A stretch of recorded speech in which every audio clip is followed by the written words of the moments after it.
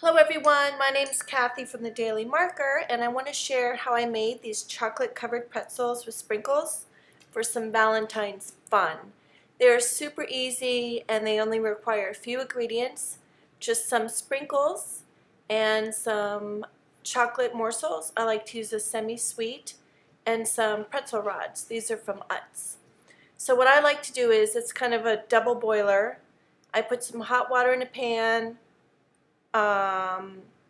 throw my chocolate chips in a bowl, and I'm going to heat up the water. Will heat the chips. You always got to sample a few. Now, you could do these in the microwave, but I don't like to keep checking the microwave. So I have 2 cookie sheets here. I put some unbleached parchment paper on them. Anything will work. And then I'm opening these up, and I'm going to lay down a strip of them on the parchment. And what I'll be doing is just laying the chocolate covered pretzels on top of this, and you'll see as we go along. So I'm just prepping these. I have a what kind of oven? Induction. So I'm just heating up the water. You can see the smoke and the chocolate's beginning to melt. Again, you can use the microwave. You have to be very careful. I like doing it with this double boiler effect. Now you got to be careful. The bowl, since I'm using a glass bowl, it gets hot. So basically, I take a spatula. It's easy as this. Just cover it, and I like to wipe some of the chocolate off. It kind of gives it a squared look, but I just don't want too much chocolate on it. Then I lay it down in my sprinkles, and then I sprinkle more on top. You kind of want that to set before you flip it. Then it doesn't make so much of a mess. And that's what I did, but you didn't get to see that. So I'm going to proceed and cover more of my pretzel rods with the semi-sweet chocolate chips. As I continue on covering my pretzel rods with some chocolate, you could also use, the twisted pretzels, your standard, I don't know what shape they are, pretzel shape. Or small pretzel sticks or whatever, but I happen to like the ratio of the pretzel crunch versus chocolate versus sprinkles.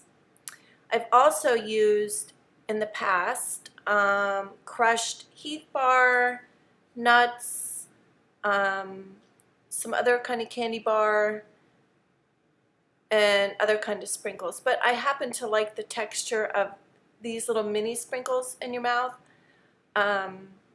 And I just wanted this to have a Valentine look, and I didn't want to make it a big production. So it was super easy to just use these 2. Now, you might wonder, when you lay the pretzel on there and put the sprinkles on top, there's still a lot on the bottom.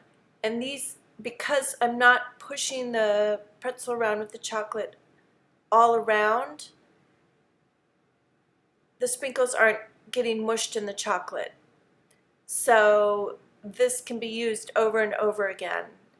And once I finish getting enough on my plate, I'm going to put this in either the fridge, the freezer, or outside on the porch to set up quickly. Depends on how much of a rush I'm in,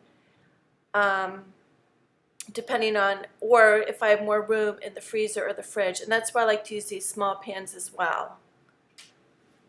So these are some heart-shaped little candy, bigger sprinkle things. I don't like the taste of these as much, but they're just festive.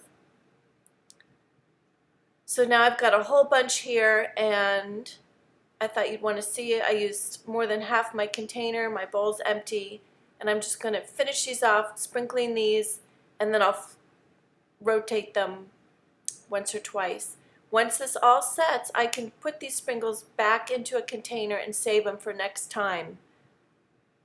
See, these are the hardened ones. I'm just picking off some of these hardened pieces to eat. I'm going to pile them all up on a plate, and now you have to taste it. You can see the ratio of the chocolate versus the pretzel, and it's just so tasty.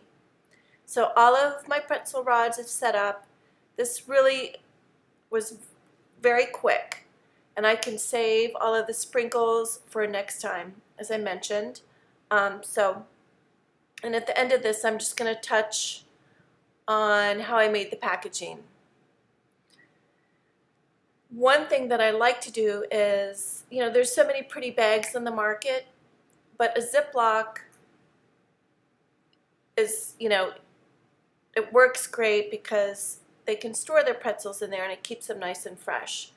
These particular Ziplocs have some snowflakes on them, but what I'm going to end up doing is I'm going to fold over the edges and the top and just kind of make it look like a wrap present where the front is just plastic, if that makes any sense. The bottom line is it really doesn't matter what you do, but I just want to get them all fixed up.